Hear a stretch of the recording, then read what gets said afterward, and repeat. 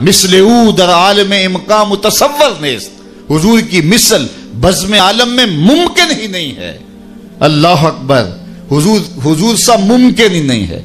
ایک زمانے میں جب مسئلہ چلا اور کسی نے کہا اللہ معاف فرمائے، جہاں سے بر صغیر میں فرقہ واریت کا آغاز ہوا، سب سے پہلی بات جس سے بر صغیر میں فرقہ واریت کا آغاز ہوا، میں نے کتاب لکھی ہے اس عنوان سے، ابھی چھپ کے مارکیٹ میں نہیں آئی، بر صغیر پاک و ہند میں گروہ بندی کے اسباب.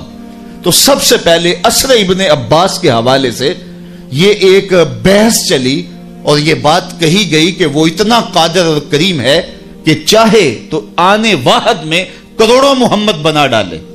تو یہاں سے فتنہ شروع ہوا. تو سب سے پہلے اس کے رد کے اندر جس شخص نے کتاب لکھی اس کا نام تھا علامہ فضل حق خیر آبادی علیہ رحمہ، جن کی کتاب امتناع النظیر کہ حضور کی نظیر ممکن نہیں ہے وہ منصہ شہود پہ آئی، اور وہ اس فکر کی مخالفت میں آئی.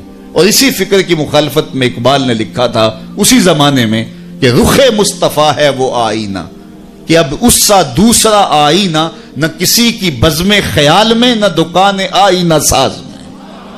ممکن ہی نہیں ہے، خدا نے وہ سچائی پن چھڑے ہے جدے وچ محمد نو ٹالیا سی. جب یہ خاکے تراشے گئے تھے تو میں نے پوری دنیا کے اوپر جگہ جگہ کہا تھا صاحب خاکے تو خاکیوں کے ہوتے ہیں، جو پیکرے نور ہو اس کے خاکے کون تراش سکتا ہے. خاکے تو بڑی دور کی بات ہے، میرے حضور کا تو سایہ بھی نہیں تھا، اور جس کا سایہ نہیں اس کا ثانی کہاں سے ڈھونڈو گے.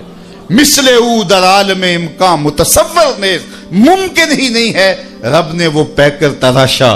اللہ اکبر. اور سایہ بھی نہ رکھا. اور یہاں شیخ احمد نے قلم توڑ دیا. حضرت مجدد الفسانی علیہ رحمہ سے پوچھا گیا کہ حضرت سایہ کیوں نہیں تھا آپ کا؟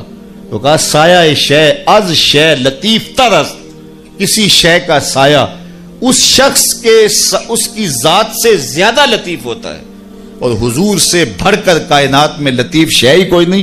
بس سایہ چے مانا دارت، لہذا سایہ کیسے ہو سکتا ہے؟ تو جس کا سایہ بھی ممکن نہیں ہے اس کا ثانی کیسے ممکن ہو سکتا ہے؟ تو اللہ نے اپنے محبوب کو وہ جمال دیا، وہ حسن دیا، وہ کمال دیا، وہ اوصاف حمیدہ سے نوازا کہ بس وہ کائنات کی ایک انوکھی مثال ہیں. اور کائنات میں اللہ کے جمال کا عکس اگر دیکھنا ہو تو وہ مصطفیٰ کی ذات. سر سے لے کر پاؤں تک تنویر ہی تنویر ہے، جیسے منہ سے بولتا قرآن وہ تفسیر ہے. سوچتی ہے دنیا مصطفیٰ کو دیکھ کر، وہ مصور کیسا ہوگا جس کی یہ تصویر. خدا کو تو کسی نے نہیں دیکھا. آپ میں سے کسی نے دیکھا ہو تو بتائیے. دیکھا جا ہی نہیں سکتا. اللہ اکبر. کوئی مثال سے سمجھایا بھی نہیں جا سکتا. دیکھیے کسی چیز کو سمجھانے کے لیے کوئی مثال دی جا سکتی ہے نا. لیسا کمثل ہی شے، اس کی مثل شے ہی کوئی نہیں. مثال تو تب دیں کہ کوئی مثل ہو نا. تو مثال سے بھی سمجھایا نہیں جاتا. جو بھی کہو، جو بھی سوچو، جو بھی وہم میں آئے، جو گمان میں آئے، عقل جو سوچے، خرد جو خیال کرے، جو آئے اس کی نفی کرنا پڑے گی، کیونکہ اس کی مثل ہے ہی کوئی نہیں. لیسا کمثل ہی شے لا جوہر ولا ارض، وہ جوہر بھی نہیں ہے، وہ ارض بھی نہیں ہے. اللہ اکبر. وہ ایسا پاکیزہ وجود ہے. اکبر الہآبادی نے کہا تھا تو دل میں تو آتا ہے سمجھ میں نہیں آتا. میں جان گیا بس تیری پہچان یہی. دل مانتا ہے لیکن سوچنے بیٹھیں تو عقل سوختہ پا ہو، تصور بے بس ہو، خیالات سوختہ پا ہو تو کوئی تصور ہی نہیں کیا جا سکتا. اور کیسے سمجھایا جائے جب مثال ہی نہ ہو.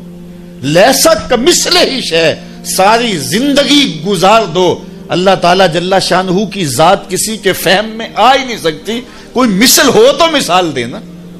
لیکن اس کے باوجود اتنا یقین، اتنا تیقن اور اتنا یقین کہ سخت کڑکتی دھوپ، برستی گرمی، زباں کانٹا حلق خشک اور ٹھنڈا پانی دستیاب، دروازہ بھی مکفل، کوئی دیکھ بھی نہیں رہا اور بندہ ایک گھونٹ بھی نہیں لیتا.